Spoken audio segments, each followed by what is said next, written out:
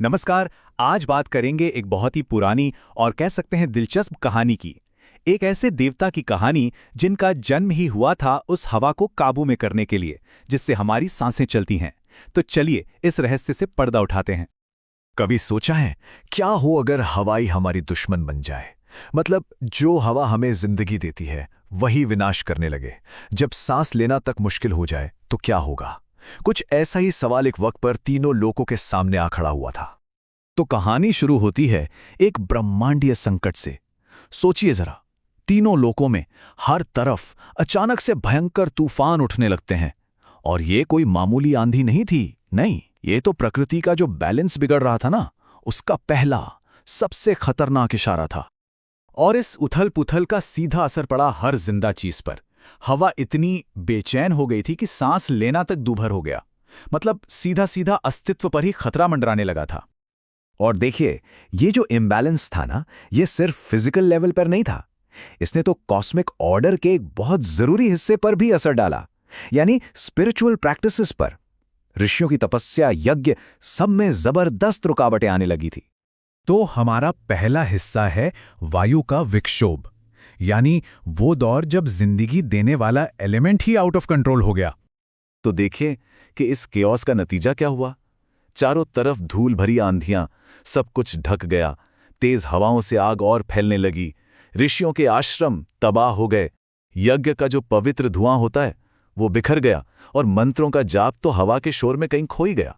आखिरकार जब कुछ समझ नहीं आया तो सारे देवता मदद के लिए पहुंचे महादेव शिव के पास। और यहीं से शुरू होता है हमारा दूसरा हिस्सा, कपर्दी का प्राकट्य। जब इस संकट के जवाब में शिव ने एक समाधान प्रकट किया, और वो थे कपर्दी। कपर्दी नाम का मतलब ही है जटाओं वाला या जटाधारी। ये असल में रुद्र का ही एक तपस्वी और बहुत शक्तिशाली रूप थे, जो यूनिवर्स में बैलेंस वापस लाने के लिए ही सामने आए थे। अब आते हैं तीसरे हिस्से पर, जटाओं का रहस्य। चलिए, अब कपर्दी की शक्ति का जो सोर्स था ना, उनकी वो रहस्यमयी जटाएं, उसके पीछे की सिंबलिज्म को समझते हैं। तो सबसे जरूरी बात, उनकी जटाएं सिर्फ बाल नहीं थीं, नहीं, वो सिंबल थीं हवा पर उनके कंप्लीट कंट्रोल का। वो कॉस्मिक एनर्जी का एक बहुत बड़ा स्टोर हाउस थीं। ये जटाएं सिर्फ एलिमेंट्स के बीच बैलेंस ही नहीं दिखाती थीं, बल्कि तप और ज्ञान से जो डिसिप्लिन आता है ना, उसे भी दर्शाती थीं। सोचकर देखिए, उनकी एक एक जटा में ब्रह्मांड की शक्ति समाई हुई थी। तो अब चौथा हिस्सा, रुद्र की तीन कहानियां। कपर्दी की पावर को असल में समझने के लिए तीन छोटी छोटी लेकिन बहुत पावरफुल कहानियों पर नजर डालते हैं, जिनसे उनका कैरेक्टर साफ समझ आता है। पहली कहानी है एक वर्ल्ड एंडिंग तूफान की। हुआ ये कि असुरों ने वायुदेव को बांधकर छोड़ दिया। अब जब वो आजाद हुए तो गुस्से में बेकाबू हो गए। माहौल ऐसा बन गया मानो वायु प्रलय आ गया हो जो सब कुछ खत्म कर देगा। ठीक उसी वक्त कपर्दी अपने ध्यान से उठे इस तबाही का सामना करने के लिए। और यहीं आता है कहानी का टर्निंग पॉइंट। कपर्दी ने अपनी जटाएं खोली और सिर्फ इतना कहा, शांत हो जा, तू प्राण है, विनाश नहीं। बस उनकी आवाज में जो अधिकार और ज्ञान था, उसे सुनकर वो विनाशकारी हवा फौरन शांत हो गई, बैलेंस्ड हो गई। ये उनके वायु नियंता रूप का एक जबरदस्त प्रदर्शन था। दूसरी कहानी दिखाती है कि वो कैसे रक्षा करते थे। एक असुर ने एक ऋषि की 12 साल की कड़ी तपस्या भंग करने के लिए एक भयानक आंधी पैदा कर दी। तब कपर्दी वहां प्रकट हुए और उन्होंने क्या किया, बस अपनी एक जटा को हल्का सा घुमाया और वो तबाही मचाने वाला तूफान गायब। कितनी आसानी से! ये उनकी एफर्टलेस पावर को दिखाता है ना। तीसरी कहानी में एक अलग ही सीन है। देवता आपस में बहस कर रहे थे कि भाई सबसे पावरफुल एलिमेंट कौन सा है, आग, पानी, हवा या कोई और यहां कपर्दी ने कॉस्मिक यूनिटी का एक बहुत गहरा सबक सिखाया। उन्होंने समझाया कि देखो, कोई भी एलिमेंट अकेले सबसे बड़ा नहीं है, सब एक दूसरे पर डिपेंडेंट है।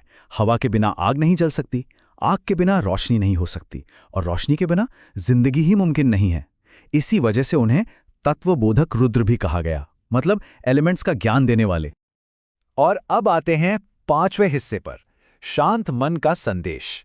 तो इन कमाल की कहानियों से हम उस कोर फिलॉसफिकल मैसेज तक पहुंचते हैं जो कपर्दी के रूप में छिपा है। उनका जो फिजिकल फॉर्म है ना, वो ही अपने आप में एक मैसेज है। उनकी विशाल जटाएं कंट्रोल का सिंबल है। उनकी गहरी शांत आंखें ये बताती हैं कि असली ताकत शांति से आती है।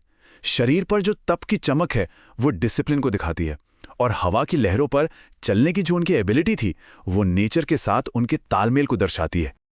और यही कपर्दी के रूप और उनके कामों का निचोड़ है, एक टाइमलेस ट्रूथ कि बाहरी दुनिया को कंट्रोल करने से पहले अपने अंदर शांति और बैलेंस लाना जरूरी है। तो आखिर इस पूरी कहानी से हम क्या सीख सकते हैं? पहली बात, हवा की तरह बनो, फ्लेक्सिबल लेकिन बैलेंस्ड। दूसरी, गुस्से को अपने अंदर का तूफान समझो जिसे सिर्फ ज्ञान ही शांत कर सकता है।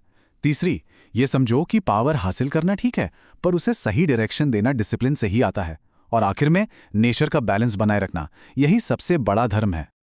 तो ये पूरी बातचीत हमें एक आखिरी सोचने वाले सवाल पर लाकर छोड़ देती है।